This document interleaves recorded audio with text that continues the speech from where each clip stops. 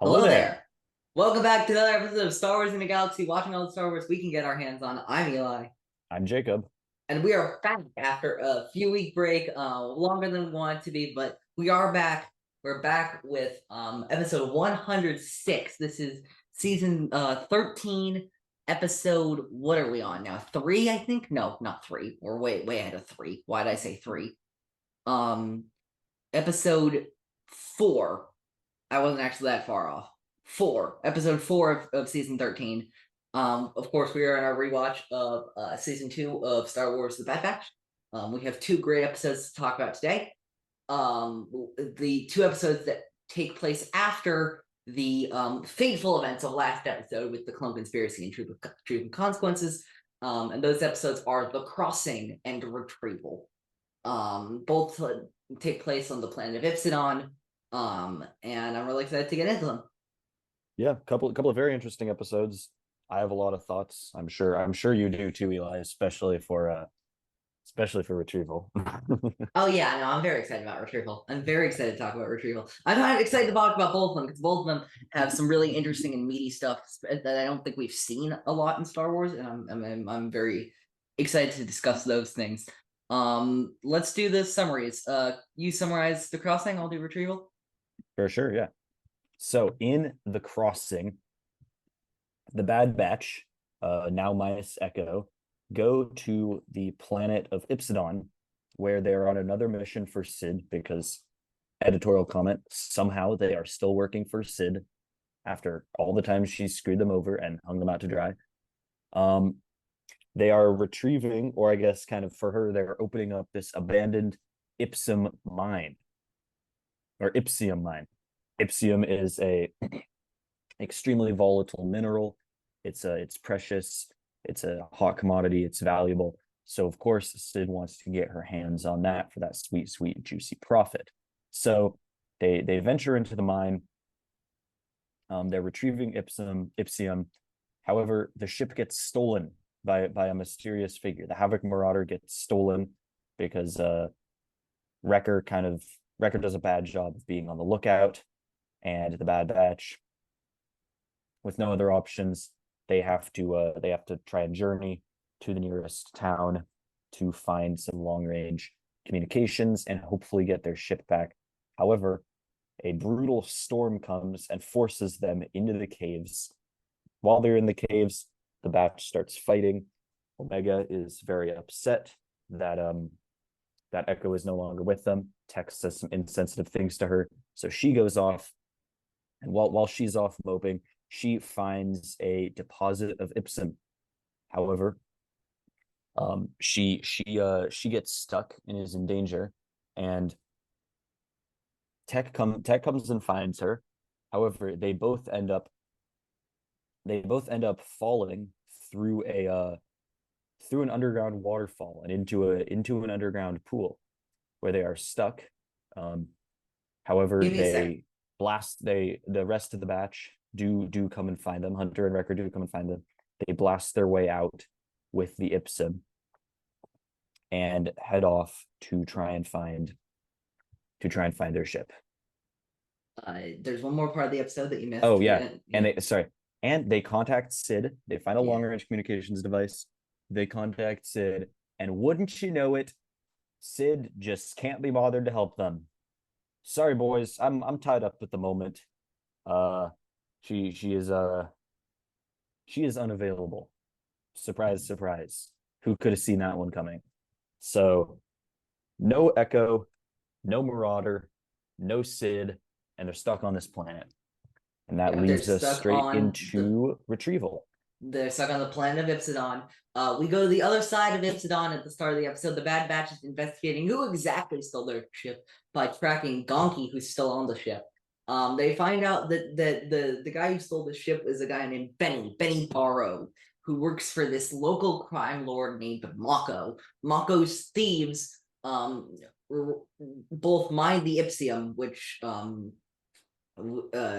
is of course in mines all over the planet, but also steal things from potential travelers and give it to their overlord Mako, who takes a lot of it for himself. They don't know that yet, but they'll figure that one out. And gives them scraps in return.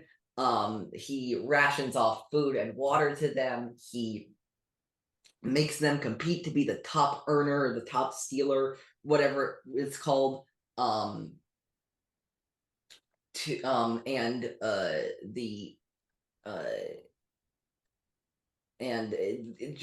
it's just a very harsh lifestyle. Omega and the crew capture Benny and then force him to work for them to get the ship back. There are all these espionage winners, even though Benny was the one who stole the ship. He was not ultimately the one to get the top earner. And we see that his friend, his buddy Drake, got the top earner. He gets an entire bowl of soup only to himself, while the rest of like the dozens of thieves and miners have to share one bowl of soup or whatever that is among themselves. Unfortunately, things start to go downhill as Hunter, Wrecker, and Tech are trying to repair the ship. Some of the thieves see them. Before that they sent Omega and Benny to try and shut down the ray shield at the North Tower, which Omega tries to do, but she is captured due to a last-minute betrayal by Benny, who doesn't see any other life than the one he's had working as a thief for Mako.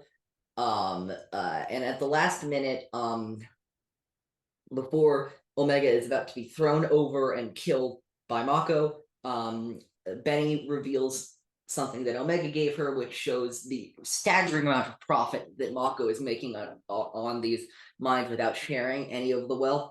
And the thieves quickly overthrow and literally throw over Mako, and seize the means of production and become distribute the equity of wealth fairly. And obviously, once they fix their ship, the batch is allowed to leave Ipsidon on the Marauder. And meanwhile, the workers control the means of production, and they're splitting their profits equally. And yes, I'm going to talk about socialism in this episode. You have been warned. Yeah, so that's this episode. Let's get into both of them. All right, let's do it. So the crossing, first off, I like how the Bad Batch is kind of going. It's a little bit of a Western feel, especially in the crossing, which I think is fun. You know, there's the very guitar dominant soundtrack. They're flying in this desert. They're flying over, canyons and bluffs and buttes. They're running from a stampede of animals. They're exploring an abandoned mine. It all has a very Western feel, which I think is pretty fun. It kind of reminds me of The Mandalorian. Yeah, there's some great stuff. Which I think is cool. In the aesthetics of the episode. What I really love about this episode is that I love that we don't waste time where Sid gives them the mission and they're like, should we do this or not? That's fine. But we need to get back at, like, after the bomb drop that was the last two episodes, we need to get back into a mission. We need to get back into it quickly. They can have their time to process everything that's happened, and they do in the episode on the mission. But for the meantime, we are back. We are instantly dropped into the action. There's no ifs, ands, or buts. It's just, here's what we're doing. We need to do this. Oh, and be careful, there are thieves. Yeah, well, the thing about this episode, I would argue, is that the mission doesn't really matter. The mission's just so that they can have some kind of cool backdrop to tell the story of Omega, dealing with growing up, and the Bad Batch, grappling with how to take care of Omega and how to be kind to Omega and help her find resilience. I think there's a reason that this one, there's a reason we just jump into this one, I would say. Yeah. I've also wanted to point out the whole thing about the Ipsium. Ipsium is obviously a fake Star Wars word, but it's derived, at least I think, and I credit this to the great people at Force Center, Joseph Scrimshock and Knapsack and Jennifer Orlando, who first pointed this out. Ipsum, which is very close to Ipsium in Latin, means him, her, or themself. So when the Bad Batch are finding Ipsium in this episode, they're also finding themselves. Wow, that's very clever. Good, yeah, good find, good read. Wow. Yeah. I mean that we could end the episode there, except then we wouldn't get to talk about socialism. But we could wouldn't end get the to talk episode about there. socialism. We would not get to talk. I would not get to do my Bernie thing. Yeah. The real Ipsium we found were the friends we made along the way. That is basically the vibe of this episode. I will say, Yes. however, before we since we're on the topic of Ipsium, I was watching this and I was like, man, Ipsium really seems familiar. It really reminds me of the Meganite moss from some of the Legends comics, or Coaxium from Solo, or Rhydonium from Rebels. Yeah. You know, I think Star Wars kind of has a thing for very sensitive volatile materials. They really Yes. love Star Wars really loves volatile minerals. They I was can't gonna say resist putting Rhydonium volatile was a minerals. good catch, because that's what I was thinking of too. Yeah. Let's see. I'm looking right now. Rhydonium was. I'm looking on Wikipedia right now. Rhydonium was a volatile starship fuel. Give me a second. Ipsium was a fuel found on Ipsidon. In its raw form, it was volatile and highly combustible. Okay. Let's see.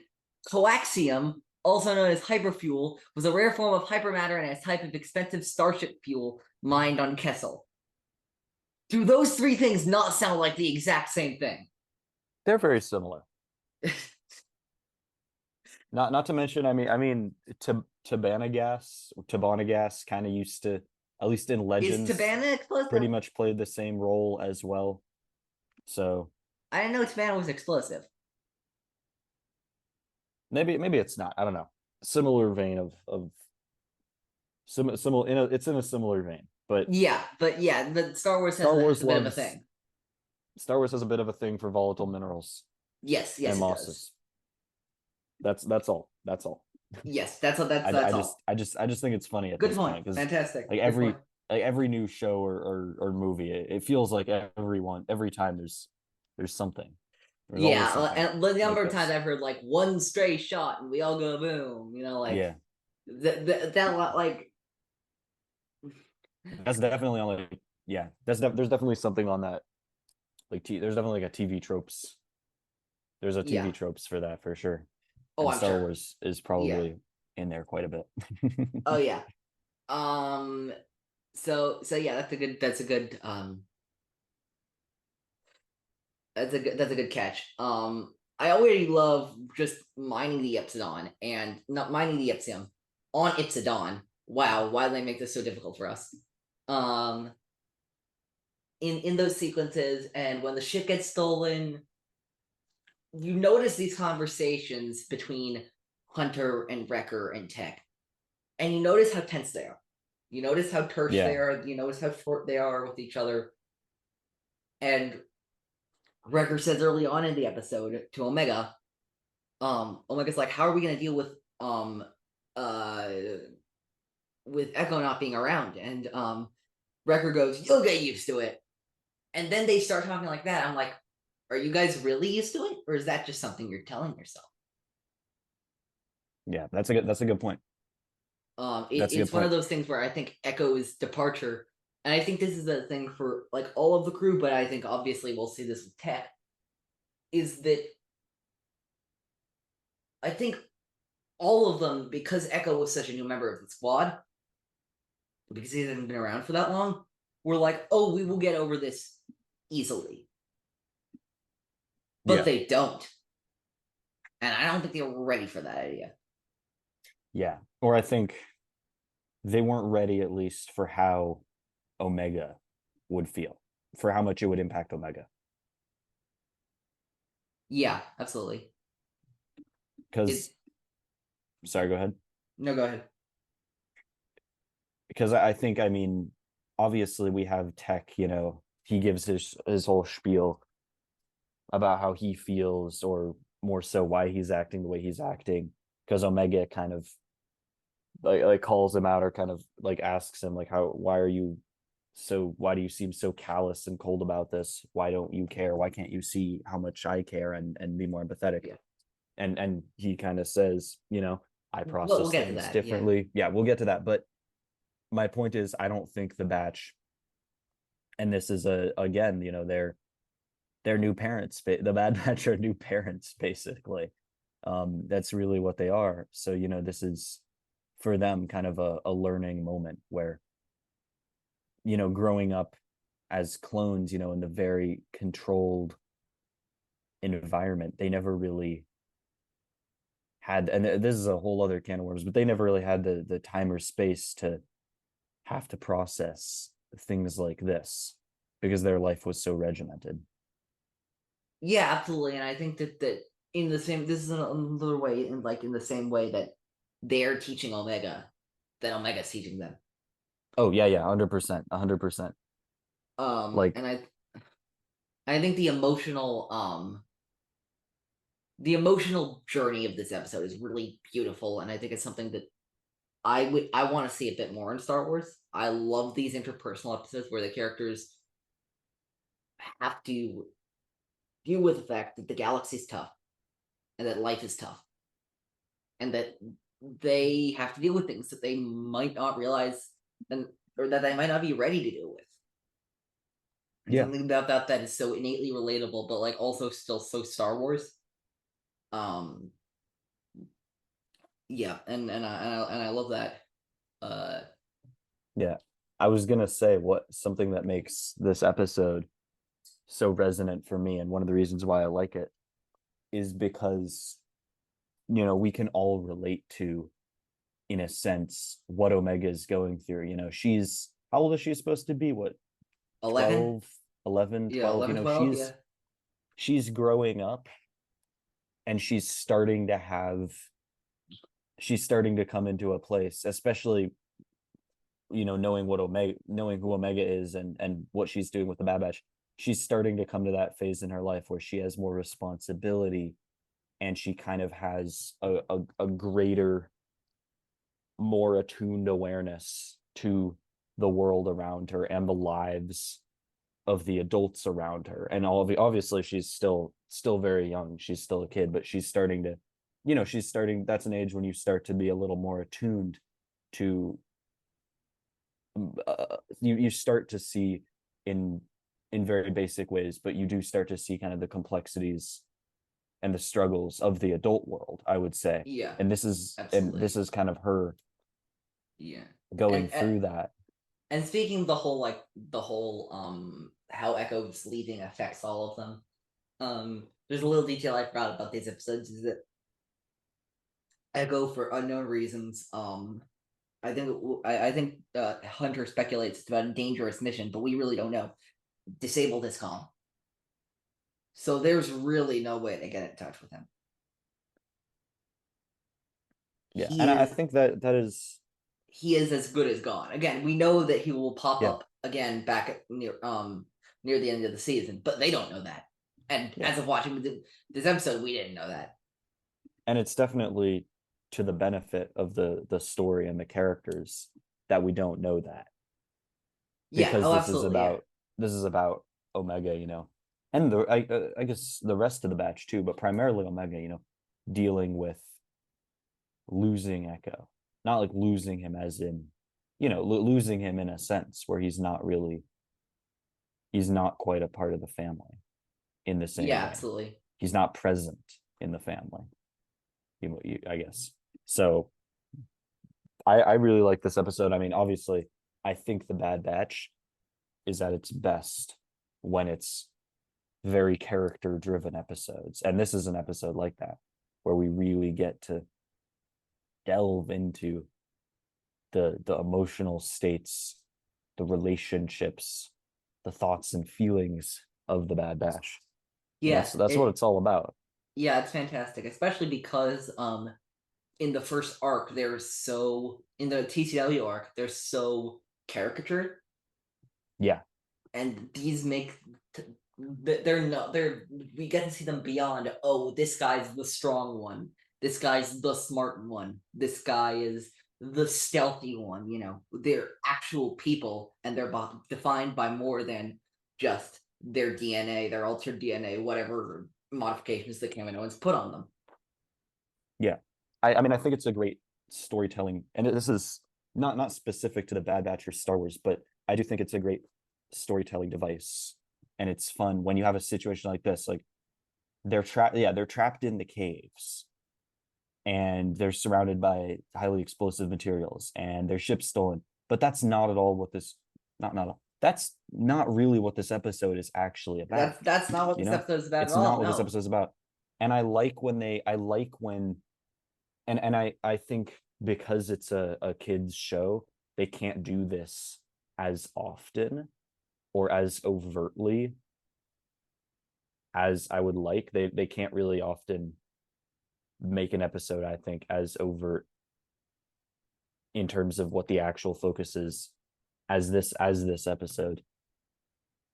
But I like the way the external or the situational struggle kind of mirrors the real struggle, or the most important struggle, which is the personal struggle. And Yeah, it's absolutely. kind of a backdrop, and it's not actually about the situation.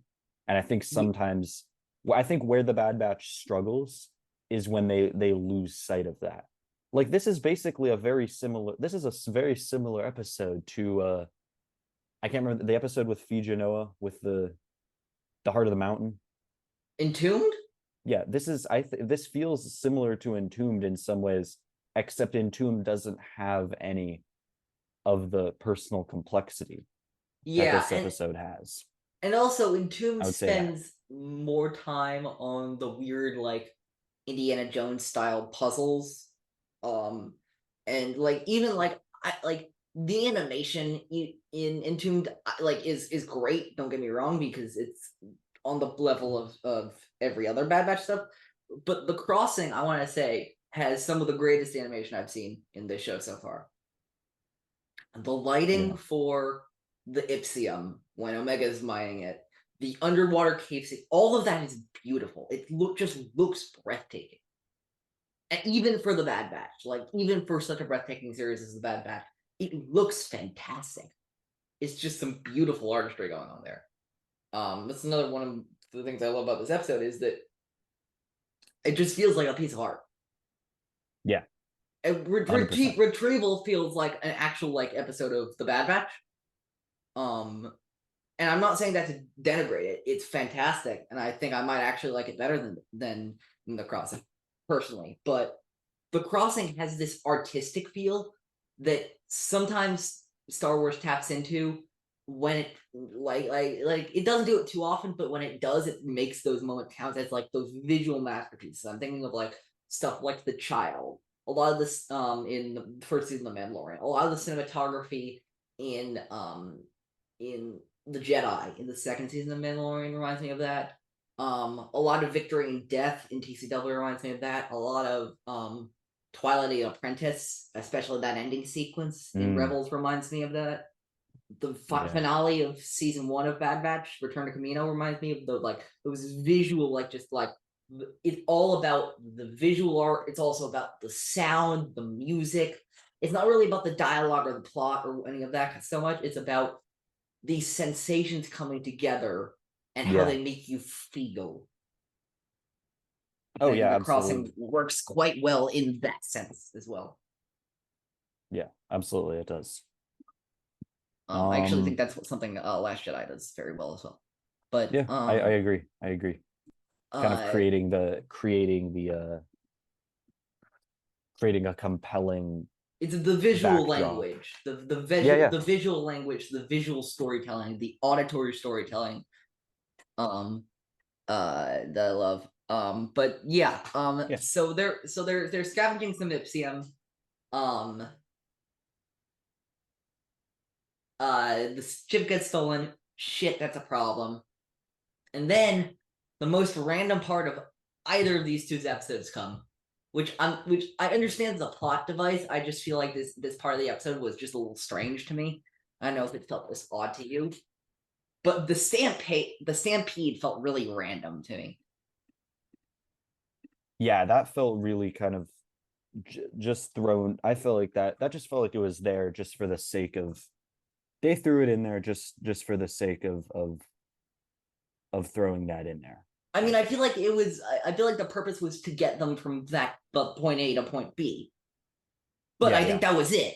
Like I feel like there was no other like other than like cool visual stuff. It didn't feel like there was any purpose to it other than oh shit, we need to get them from the outside to trapped into a cave. Yeah. And I mean, I think that's fine sometimes Yeah, it's fine to have sometimes, things but like that. it was I think the most awkward part of either of these two episodes. It definitely was awkward, and I didn't mind it because again, I thought it was just a fun. It was a fun. It was just a fun moment for me Yeah, because I like the I Western didn't mind it vibe. that much. The only thing I was constantly thinking of, and I don't know if you were thinking of this one, but they totally took this from another famous piece of animation, the Stampede. The Stampede reminds me so much, and like once I say this, I'm hoping this is gonna happen. Once I say this, people will not be able to get this out of their heads if they've seen this movie. Because, and if anybody listening has not seen this movie, you have made a huge mistake. Go see this movie. But there's only four words I think of when I think of that Stampede sequence. Long live the king. That Stampede Scar, sequence is brother, help me. so similar looking to the Stampede sequence and the climactic Stampede sequence in the middle of the Lion King that I remember specifically like watching it for the first time. I remember this a few months ago watching it. I just said to myself in my head, "Long live the king." Again, I don't know how intentional it was, but I'm telling you, I'm sure there was at least some inspiration there. I always love Star Wars paying homage to things, and I love it paying homage to such a great movie like The Lion King because that is a fantastic film. Um, it has Star Wars talent in there with James Earl Jones as Mufasa. Where of course where he says the famous line, "Simba, I am your father." Um, no, he doesn't, but you know he could have. Um, He sure could have. He sure could have. I'm trying to think of what else, what other, are there any other Star Wars connections in The Lion King? I don't think so. I think it's just James Earl Jones. Yeah, I don't think there's any other as Oh, well. Jim Cummings. Jim Cummings. Jim Cummings Oh, voiced one of the hyenas, and he's Hondo. really? Yeah. Wow, so much overlap in the voice acting world. It's Oh awesome. yeah. I like the only person I would have been less surprised about is if D. Bradley Baker was a smaller role in Lion King. Um, but yeah. Then we get into our cave. Then we have the cave.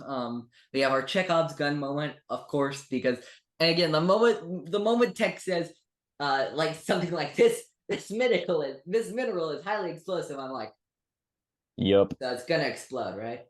it's gonna explode. It's gonna explode, and it's gonna be a huge problem, right? It wouldn't be Star Wars if something. It wouldn't be Star Wars if the mineral didn't explode. The mineral always explodes. And yeah, and like this reminded me of a much lesser episode than this one, but still, it reminded me of like when they're going down the cave on Ord Mantell, and Tech's like these Earlings, we don't want to wake them. I'm like, oh, they're gonna wake them. Oh yeah, and that's another Star Wars trope that Bad Batch also heavily indulges in. Don't wake the animals, Don't wake or the animals. don't disturb the animals. Don't To be a disturb little the bit animals, broader, and then inevitably they disturb the animals. the things you do in Star Wars: don't go near volatile minerals, don't go in caves, don't disturb animals, um, don't go Really, near anyone wearing a black cloak. Yeah, you can just what was that last one? don't go near anyone wearing a black cloak. Oh, that's a good one. Always be in Really, the it could, same gunship as the Jedi. as the main characters, Don't yeah. be in the non-main Yeah, character they're gunship. it just reminds me of that line of the thing Qui-Gon says to Jar Jar, when he grabs his tongue in Phantom Menace, don't touch anything. If you just follow Qui-Gon's advice, you'll be fine.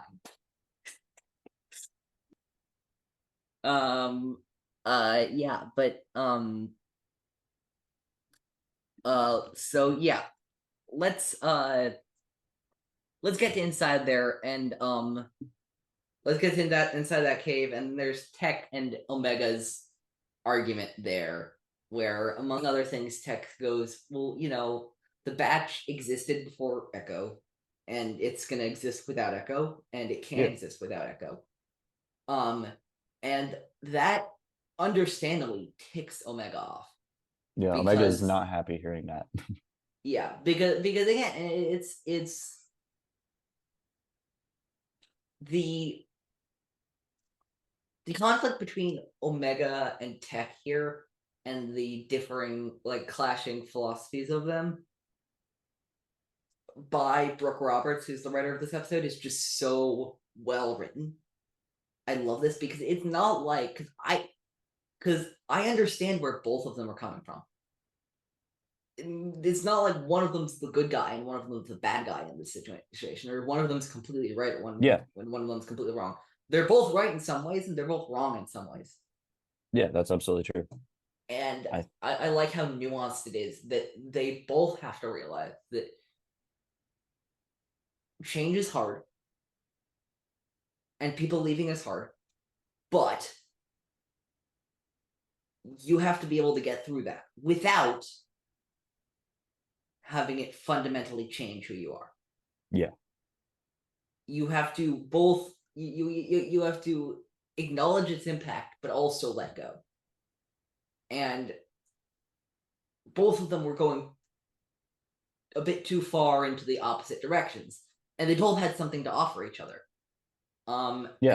And I really like how it's a very poignant exchange between them. Just when she when he says, when she says, "We are a family, aren't we?" "Yes, of course we are." "Then why don't you act like it?" Yeah, that's just stuff like that. And it reminds me, Omega spent her entire life up to about a year ago with Batch with the Kaminoans, who don't really express their feelings. And so she wasn't in a society where she was encouraged to have feelings. And so seeing Tech act like the Kaminoans did, unintentionally, but still it happened, obviously will trigger something in Omega, because this is the place where she escaped to receive that love and compassion that she did not get from the Kaminoans. And Tech acting, or in her mind, maybe even regressing to being like the Kaminoans. I mean, that's going to hurt somebody. I think that's why she reacts so strongly, because even knowing who Omega is as a character, it kind of feel like in this episode, it did feel jarring. Like, wow, she really kind of went from 0 to 100 real quick, whenever the topic of Echo came up. But I think what you said makes a lot of sense, actually. And that is most likely why, where she on some level feels like she doesn't want to go back, Yeah, it's yeah, and just even the way they interact with each other in Retrieval after they figure out this whole thing, shows this bond of implicit trust that they built from this experience. Yeah. That they did not have before. And sometimes you have to have these kind of hard conversations. It's not fun for anybody, but you sometimes need to have these hard conversations in order to grow and change as people. And oh fuck, I forgot. I was just saying, like, this is going to be great for Tech and Omega in the future. And then I remembered that Tech has a death mark on his head. Yeah. That really... And he's going to be, as they say on TikTok, unalived by the end of this season. Yeah. That definitely hurts. Rewatching these episodes, that definitely is very bittersweet. And I really wish that they'd kept Tech alive, because I think he had potential to be... I mean, he already was a great character, but I think by the end of the second season, he had the opportunity to do some. They had an opportunity to do something really special with him, I think. Yeah. Not to say that not to say that he wasn't special, that his Yeah. character wasn't. But I actually think You that, know. that thinking about that now, and for some reason I completely like just blanked that out of my mind when I was watching these two episodes. I kind of forgot about it. I mean, not really. I didn't really forget about it, but like I kind of emotionally forgot about it. I think it makes both these episodes better because, again, I think the idea that before I love the idea that before he dies, Tech is at least be able to become, through things like Faster, through things like The Crossing, and through other episodes, he's able to become a better version of himself. Mm. That's what Tech's arc is this season for me, is being more of a fully fleshed out, well-rounded person than he was in the Clone Wars. That's what that's what Tech's arc is to me this season. Yeah, it definitely feels like they kind of said, we know Tech didn't get a lot of love in season 1. Don't worry, we haven't forgotten about him. Yeah. And and we'll it's talk about delightful to see. And we'll talk about Tech's death and the storytelling decisions behind that move when we get to those episodes. And I will defend them. But again, we'll talk about those in future episodes. But I'll just say that I think that there was purpose and meaning to Tech's death, and I like. Oh yeah, absolutely. How I if they were going to do it, which I think they were going to do it, I like the way they didn't like. I like the arc that they slowly and subtly built for Tech this season, while we weren't really looking. And that's a really good part, is that it's like you can see it now rewatching it, and that's one of the great things about rewatching, and that's why we do this show, is that you can pick up on things that maybe you weren't supposed to see the first time, but the second time around you are supposed to see. And then I want to get to this quote, and I remember this inspiring a huge conversation. I just this quote, and I'm so grateful to, again, Brooke Roberts for writing this episode, and then this specific. My God, Echo chose a different path, as did Crosshair. I have to respect their decision, even though it can be difficult to understand. We must carry on. I may process moments and thoughts differently, but it does not mean that I feel any less than you. I remember seeing that line, hearing that line, and just being so touched by it.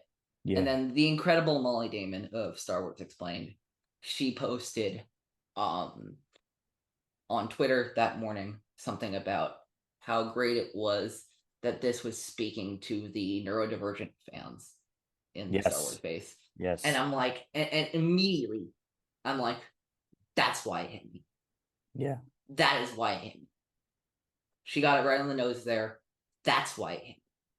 I am a neurodivergent Star Wars fan, and I do struggle in a lot of situations that a lot of people might find easy interpersonally.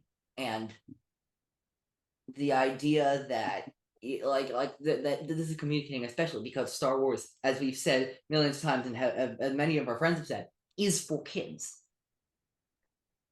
Communicating to kids that everybody, that some people work differently, and that just because they work differently doesn't mean they are in essence any different, is such an important message. And I think that it was just the combination of seeing that and then seeing Molly's tweet and then like everything clicking in my brain for me was such an aha light bulb moment for me, and it was just like, it was fantastic.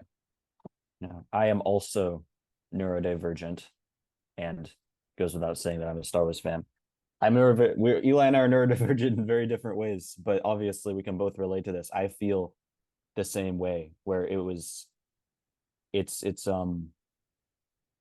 heartwarming and resonant and cathartic to see Tech get that moment of him kind of having that moment where I thought it was pretty clearly on some level, it was pretty clearly meant to be read as making a nod towards neurodivergence in Yeah. all its many forms, in terms of just being able to say, just because people don't process things the same, just because people don't necessarily even experience the world in a way that would make sense to you, just because people don't display the same things, it doesn't make them any less human, and it doesn't mean that they feel things any less.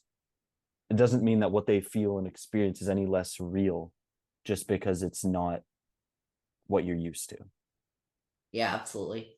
Also, I think, to backtrack a minute, I think another thing that really resonated with me that you just said is the idea of carrying on. And I was actually just thinking about that earlier today, because I think, and it's a very Star Wars idea, and it's especially a very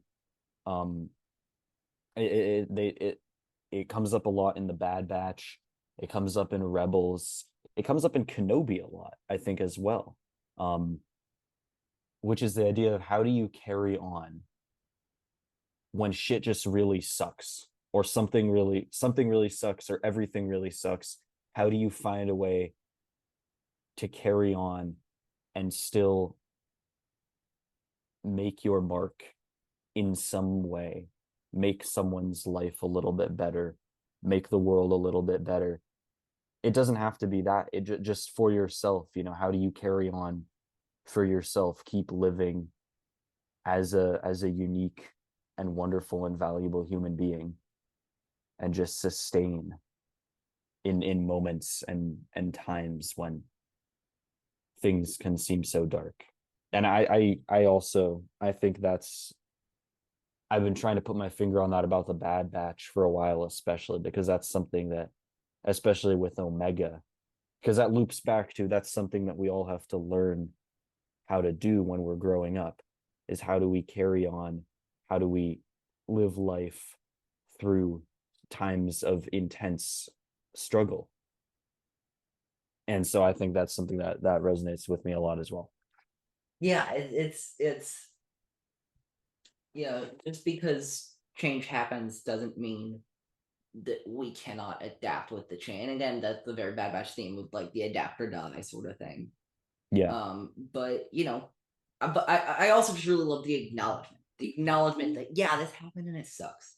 Yeah, And we definitely. get some time to deal with that. That's another thing I love about this episode, and it feels very much like the episode from Rebels Doom to me, where we had this huge cataclysmic thing happen in that episode. A member of the squad left us in some way. In this, it was just physically leaving. In Doom, it was obviously death. Yeah. And we got to grieve with the episode. Yeah. We got to process our emotions while the characters process theirs. Yeah. And I That think was there's a something special really, episode. really powerful with that. Yeah, I think sometimes, to go back to what you mentioned, the idea of carrying on through difficulties. Sometimes I think that phrase, to carry on, can sound like, oh, just, fasten your boots, keep going, whatever, like, don't feel it, don't acknowledge it, ignore what's happening, not necessarily ignore it, but don't try to be as unaffected by it as possible. That's not really possible in a lot of ways and in a lot of situations. And I think I like that Rebels and the Bad Batch kind of, they have that balance, where Omega teaches Tech that it's okay to acknowledge your feelings and acknowledge that you don't like something. It's okay to feel that pain and let that run its course. And Tech kind of teaches Omega that, you don't have to let that become all consuming. You don't have to let that derail you. Yeah, absolutely. You have anything else for this episode? I guess we need to get the Sid part. I feel like we should Well, talk I was about. just also gonna say that I love the idea that of like, but like the climax of the arc is that Tech uses the Ipsium to rescue them from the cave that's surrounding them. But like I also think of it like the cave of emotional despair, like they are trapped Yeah. in their emotions, and then it's like the physical and then the emotional breakout of it at the same time. And then I think we should use our remaining time talking about this episode to say very clearly, fuck Ciddarin Scaleback. All my homies hate Ciddarin Scaleback. I was Fuck her. seething. This episode had me seething. As I said in my I notes, was, oh my god. I said in my notes, fuck Ciddarin, quote, I owe you one after you saved me from a gangster, but you refuse to pay up when you're stranded on a mission working for me, Scaleback. Fuck her. It was a little bit of a disgrace. I A remember little bit of a disgrace when by we were Sid. watching Bad Batch and when we were watching Faster earlier this season and at the end of the episode I think it was Tech or somebody who was like, you owe us one now, and she's like, I'll find some way to make it up to you, and then I just sit here and I'm like, this was your way of making it up to them? Very cool, Yeah. Sid. Nice job. Very cool. Yeah.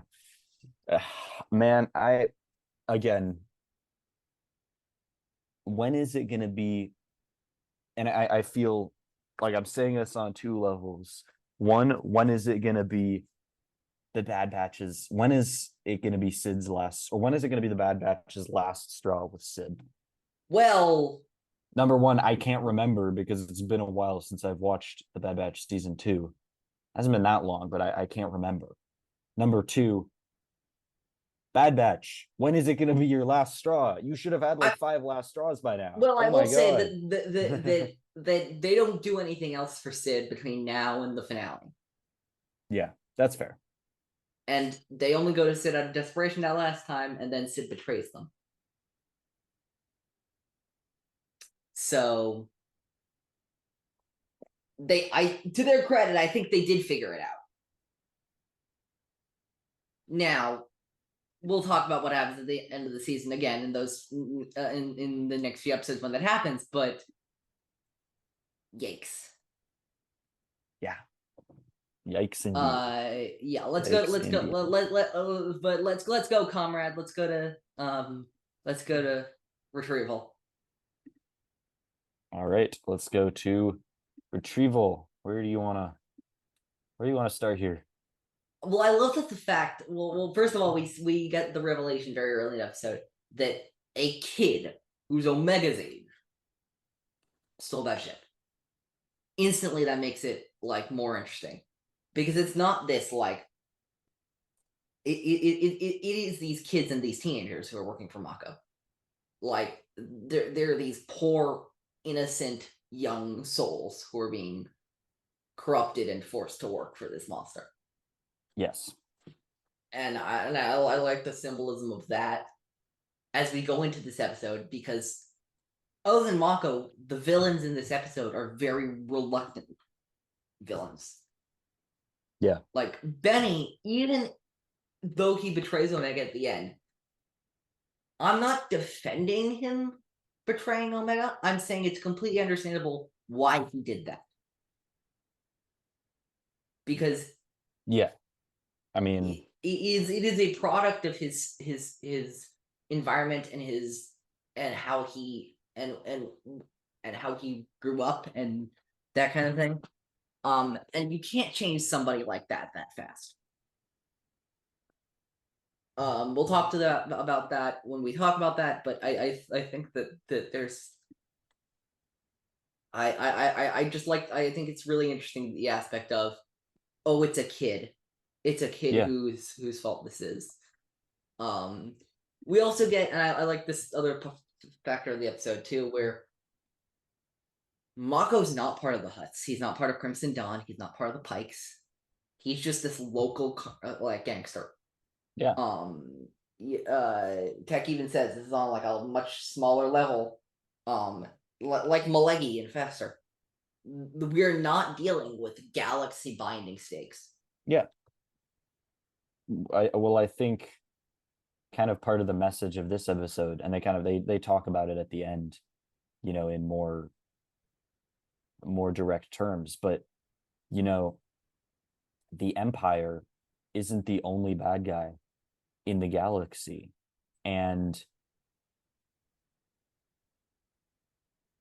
the Empire enables people like Mako in a Absolutely. way, because of the fact that the fact that they don't care, Yeah. so I think it makes sense that there is no Empire in this episode. Yeah. It's a really interesting dynamic, just doing this local crime stuff. I do really like just the fact that they're able to make the stakes feel big, even though they are smaller than usual. Yeah, I mean, I think that the stakes. It doesn't have to be. You don't have to have massively high stakes for the stakes to be high, if that makes sense. You know what I mean? Like, yeah, I understand. You don't have to have the biggest stakes for them to matter. Yeah. No, I agree with that.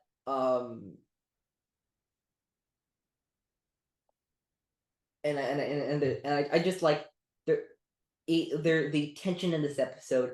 That's actually what I really like about this episode, just generally tonally, is that we allowed them an episode to have the emotions and feel their feelings, and that was absolutely necessary.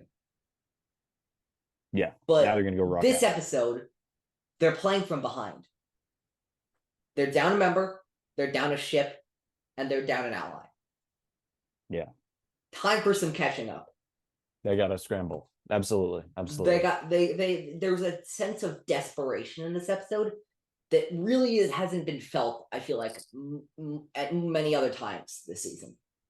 I didn't really feel that in this episode personally, but I guess in the see where you're coming beginning, from. I guess just in the beginning of like our ship's in there, we're down a member, we're stranded on this planet until we can do this. They're playing from behind, which is not a position that the Bad Batch usually has to play from. Okay, I see what you mean. Yeah, I see what you mean. And there is, and it's a yeah, and I love that aspect of it. I love the stealth and the infiltration aspect of it, which is something that again we don't often see from the Bad Batch. That's true. And there, It felt very Mission Impossible. very Mission Impossible, very like you gotta blend in and all that kind of stuff with this with Omega bending in. Yeah. I gotta say, when they capture Benny at the beginning, the Bad Batch intimidating the shit out of Benny, including Omega, is hilarious to watch. It is wonderful. It is wonderful. It's very much a like we saw them like at their lowest and get into their feelings and all that kind of stuff, and we needed that for emotional story purposes. But it is nice to see them back in their element. Yeah. They're like, we're getting our fucking ship, and there's nothing you can do about it. Yeah, just kicking ass and taking names. We're the Bad Batch motherfuckers. Yeah. You don't cross us. Yeah. You got something before we move on with the? I mean, I think it's an interesting. Obviously, we're gonna get to the socialist or the big message of this, but it's crazy how much the kids are brainwashed into believing that, maybe brainwashed isn't the right word, but Benny and Drake and all these kids, they're fighting over one bowl of soup, for crying out loud. And like, and then I think, did you see how excited Benny was when he found that ration bar on the ship at the very beginning? Yeah. Did you see how excited he was like jumping for joy? It's kind of interesting to go from last episode where it's all about the Batch's kind of struggles and their imperfections, to now we turn around and see ways that the Bad Batch can really help some people, and how the Bad Batch just because they are struggling a bit to figure out the best way to take care of Omega, you know, it doesn't mean that they still aren't doing a good job. I mean, looking at like oh gosh, like Benny sees how the Bad Batch treats Omega, and that's what kind of makes him have second thoughts of how well they treat him. Yeah, So, absolutely. They really we treat you thought, like one of them. yeah, Is literally what he says. And then he says, "I wish Mako did that." there you And go. this is him realizing that Mako is manipulative, he's abusive, and he's greedy. Um, one of the nice little lore details I found about this one, when they're touring around, Benny tells them that a techno union under mine. And then after Yeah, the Clone War, I think the assumption is after the Clone War they lost, obviously, and yeah. so they vacated the Benny just, mine, and then yeah. Mako took it over. And I love how they're two extremely different types of evil, but they're both evil. Yeah, absolutely. I Um, mean, what Mako is doing is it's unconscionable. It's yeah, crazy. yeah. No, like Mako didn't make the Vine any better than the techno community. He just made it a different kind of bad. Yeah. I think that's an interesting place to put it in, where you can't compare the two because both of them are just so awful. I don't know. I just like that one. Oh yeah. Um, Yeah. uh, For sure, for sure. uh, and then yeah, yeah, we have that act. I love that action sequence with time stuff where they only have 60 seconds to get down the pipe before the gas pumps up. Yeah, that part, and they That's actually classic do it batch in six. action. They actually do it in 60 seconds. A You lot were of times in counting, these movies and shows, especially in Star Wars, yeah, they don't necessarily stick to the time that they say. but they actually did it in 60 Yeah, seconds. They actually did it in 60 That's seconds, which fantastic. I love I thought that. that was pretty fantastic. Yeah. I love that. That felt actually very much like you were saying. That felt very Mission Impossible esque. And Hunter's like dalliance with the droid and then slipping through. Fantastic Star Wars stealth action. Love it so much. Um, and then we have and then we have you know and of course there's that great Omega line. And I love this is the other thing I love with Omega. Omega has sass in this episode. I Oh love yeah. it so much. Oh yeah. Where the way she says "you stole the wrong ship" to Benny, fantastic. I love that Yeah, more than she's really kind of anything. coming into her own in Yeah, this more than episode. anything, this episode proves to me that she's one of the team now. 100%. 100%. Yeah. And I think that this episode showcases that really well. That she's part of the team and that she's got it. She gives no fucks, and I'm happy for her. Like that's she's living her best life out here, and frankly, she should be. Absolutely. Um, Absolutely. uh, yeah. Um, and there's also that line. So actually, you got anything else you want me to start ranting? You can rant. This episode wasn't really one of the ones that I loved as much, so fire So away. yeah, so if you look on my Twitter, I don't make this. I'm not apologetic about this one. If you look at my Twitter, it says it says in my bio that I am a leftist and democratic socialist, and I believe in those philosophies quite a bit. I've always been liberal, just in general in my ideologies, but I've been significantly over the last few years pushed even further to the left. This And is true. yeah, but so there's a lot about class consciousness in this episode. It's really fantastic to me. Um, and you know, this is literally what Karl Marx, when he was talking about class consciousness, was talking, and the idea of a socialist society was talking about. It is the owner who is not contributing specifically to the actual physical efforts of the process of the business, but who's reaping all of the rewards. We see that Mako, that there's that great scene where Mako has all of that expensive, I assume that's wine and like food and like, and we also see him gaslighting his thieves, where he's like, we've all had to make sacrifices, I've had to make sacrifices too. I'm like, bullshit, no you haven't. Yeah, that's like, yeah, no you haven't. I mean, he's like purposefully hiding all of his the actual riches that he gets. It's so that part's laughable. So as the meme says, so that was a fucking lie. And then we see we see the and of course we see this idea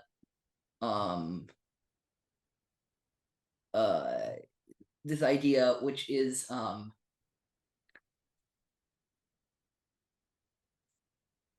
like just generally, like, he keeps the working people fighting each other, so they don't realize who's truly oppressing them, who's truly keeping them down. That is that is very clearly a part of the allegory where he's kind of pitting them. It's much less it's less overtly political here. Obviously it's the message, or to me, I read it that way. But yeah, it's the same fundamental idea of people are being pitted against one another. Yeah. So they ignore who's really responsible for their woes. Yeah, and that's and then we go to, and then of course Benny figures out the truth. Omega gives him his own socialist epiphany, as I call it. Is what happens. And then what happens? This is there's some really fantastic stuff that happens. First of all, he backtracks by saying basically like, without me, you wouldn't be this successful. Which is a classic tactic where, we assume that because people got these high positions, that they're uniquely talented to get those positions, and not just because they managed to find some trickery or like, they were good at saying the right things or all that kind of stuff to get into or they inherited it. Or they inherited it. The idea here is that he just like happened to be in, he was in the right place at the right time. Yeah.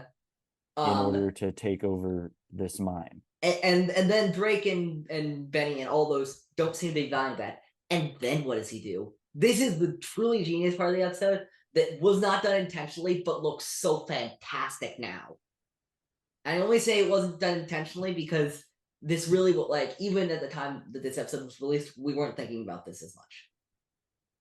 All the humans turn against him. So who does he turn to as his backup? Droids. The robots. And isn't it so interesting that one of the main concerns of, say, the Writers Guild of America strike right now is what? AI. Because AI and robots don't have emotions and don't have that agency. Again, we can talk about that in star Wars, but whatever. Yeah, in our real world, they don't have that, so they can't say no to things. Yeah. So AI is they are more efficient workers than humans are. If you're only concerned about efficiency, profit, and like the capital of it all. Yeah. So it makes complete sense that he's going to try and replace his workers with the robots. And that the robots are the ones keeping them in line, by the way. And that his security are all robots. Because they can never question anything.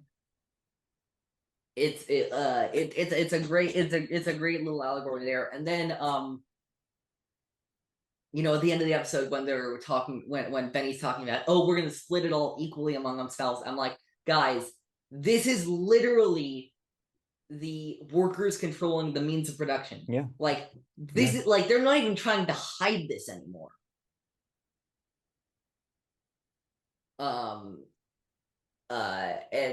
there's and I really hope that that goes well and doesn't devolve into anything else. Because I just remember like seeing this, I'm like, this is preaching socialism, and I could not be more proud of Star Wars. Yeah. I mean, this is nothing new, you know. George Lucas said that the prequels were all about, you know, the dangers of you know, corporate interests, yeah, you know, corporate overreach, in yeah. taking over politics and taking over society and countries and the world at large. So this is not, it's not surprising. Star Wars has always been, you know, in different ways, you know, making making progressive commentary on Yeah, different absolutely. issues. I, So I'm not this I'm is not nothing saying new. that Star Wars has never been like left leaning or all that kind of stuff. I will say that I think this specific area is a new one for Star Wars. Oh yeah, no, it definitely is. Yeah. And I'm glad to see it reaching in there, and I think that Yeah. and these are sophisticated topics too. That's what Yeah. I'm most impressed about, is that they didn't bog anything down with this one. It was very clear how this was relating to the story. It was not overcomplicated. This guy was exploiting them. He was lying to them. He was he was making things up about how much money he was getting versus they were. He was having them fight with each other over food and water. They overthrew him. Now they're splitting everything fairly. It's sophisticated enough that, you know, you can look for those things, but it's simple enough that kids can understand it. Yeah. And I think what's Um, interesting about this too, and I don't want to rain on your parade, but I think for what it's worth, it can also totally not be read in a socialist lens, I think. yeah, Like I think there's regardless of what the intent was, because we can guess at what the intent was, and I know we have our ideas of yeah, what the intent may have been. and but anyway, even so, I get your point. Yeah, this is not a blatantly socialist like episode, but it's a key interpretation of it. Yeah, it is.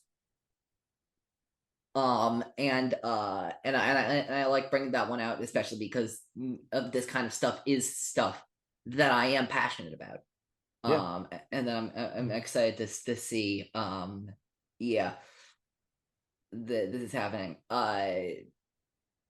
I want to go back to what you were saying in the beginning, which is which is that tech line. Mako appears to be using his power and means as leverage over his workers. It is a similar tactic used by the Empire. Yeah. Top-down subjugation. Would Mako be able to do this under something like the Republic? Sure, I'm sure he would be able to do this, but it's easier for him to do it under the Empire, and more people like him are doing it under the Empire. Yeah. And we talked about previously. I can't remember exactly when we talked about this, but we did talk about how, you know, in Star Wars, you know, late stage capitalism or corporatism, or, you know, kind of corporate verging on corporate feudalism goes hand in hand with fascism and authoritarianism. Oh yeah, And that is kind like of mirroring the dynamics, not necessarily the same exact things, but that mirrors some of the dynamics that we can actually see in the real world. absolutely, yeah. The corporations getting more bold and blatant with their power grabs, and Yeah. the renewed rise of authoritarianism. It's a Those are it's a connected. symbiotic relationship. Those are connected, Yeah, and totally. you have to learn not to say that one. Yeah, yeah, and the idea that the Empire is setting an example. It's the controlling government, so it's setting a lot of the controlling societal ideas. This is how you can and cannot treat people. There's that line at the beginning. I was just going through. It was just sticking out for me from Survivor, where some Imperial troopers are beating up a citizen. Um, for no reason. And the citizen's like, you can't do that. And the stormtrooper goes, yeah, says who? And I'm like, yeah, that about hits it on the mark. No one's telling them they can't do it. So that is a norm in the society. Yeah. Like a Grint in Spark of Rebellion. He steals all the fruit, and he's like, who's gonna stop you? Yeah. Or who's gonna stop me? Who's gonna stop me? Who's gonna stop him? You're just like, damn, he has a point. He has, and then no point. one stops him until a red lightsaber protrudes through his stomach. But we'll get to that. Yeah, I thought he got beheaded. I think it is actually. I'm not sure if it's beheaded or just killed. No, yeah, he and maybe I knew it was executed by the Grand. They get executed by the Grand Inquisitor. They get executed by Grandy's red lightsaber. That's the main point. I just remember, like, now I'm just thinking about back to the horrified faces of Callus and Minister Tua when that happens, and when and Stephen Stan's fantastic Tarkin. From now on, failure will have consequences. And everybody being like, oh my god, this shit, and me being like, oh my god, this shit's real now. They just beheaded two of the main villains. Holy fucking shit. Yeah. This is real now, baby. Do you have anything else for this episode? Because do you want to talk about our overall thoughts? I'll just add also that I remember specifically a review before the Bad Batch came out. Most of it came out from people who had seen the episode beforehand, talked about an Oliver Twist-esque episode, and this is very much an Oliver Twist-esque episode. I can see a lot of inspirations from Mako being the Fagin of this episode to Benny and Drake being the Oliver and the and his fellow thieves from that. And I like that little nod to that. But yeah, go ahead. What are your overall thoughts about both these episodes? So overall, I think the Crossing, my ranking is definitely the Crossing, then Retrieval.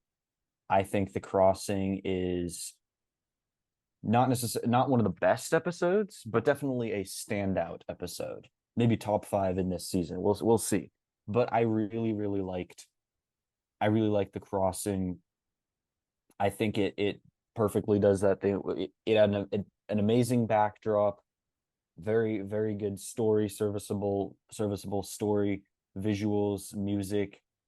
Everything was there to set the stage for some really juicy, thought-provoking, personal growth, and really, we get really personal with the Bad Batch in this one, and I really like that. And I think, seeing Omega go through the pains and challenges of dealing with change as a part of growing up, that's something that's universally relatable, and I like episodes like this a lot. As for Retrieval, this one was all right. Definitely not a bad episode. Pretty good episode. Exciting. Definitely something different. I as very interesting thematically. I love that we read it to be socialist. It is definitely anti-capitalist. I love the message and themes. It's fun, but overall it just doesn't have. It's not. I just don't find it as compelling. I think.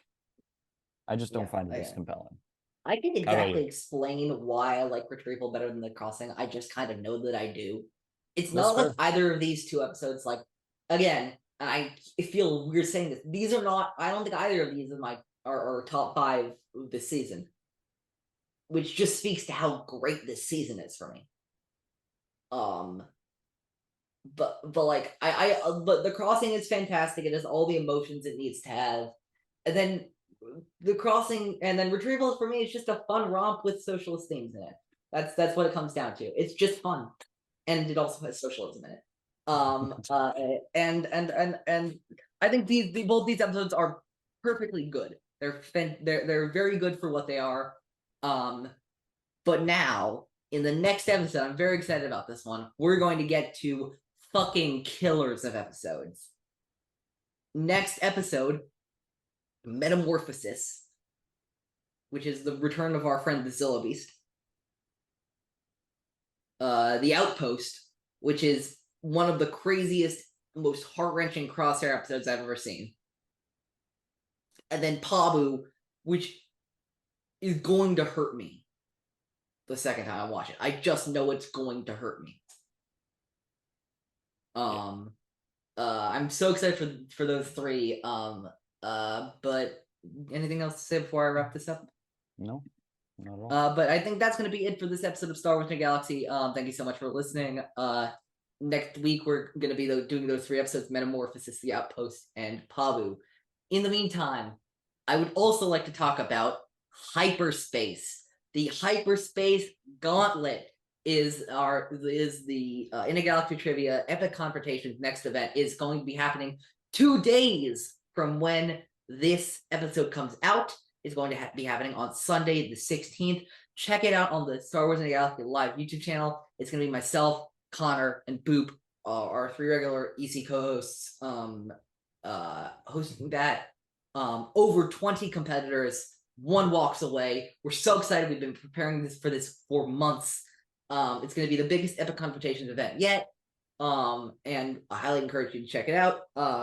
But yeah, in the meantime, you can follow us on Twitter at @InAGalaxyPod, at Instagram at Star Wars in the Galaxy. You can listen to us on Spotify, Apple Podcasts, Google Podcasts, wherever you listen to podcasts, we'll be there. If we're not, email us slvinagalaxy@gmail.com. You can also follow us on Threads, in a Galaxy Pod, I believe, as well. Actually, I just realized that I think I autopiloted. I said Instagram at Star Wars in the Galaxy. That's not true anymore. Instagram is also at In a Galaxy Pod now. I changed it. But yeah, watch EC on our YouTube channel. And I think until next time, may the Force be with you. Always. Always.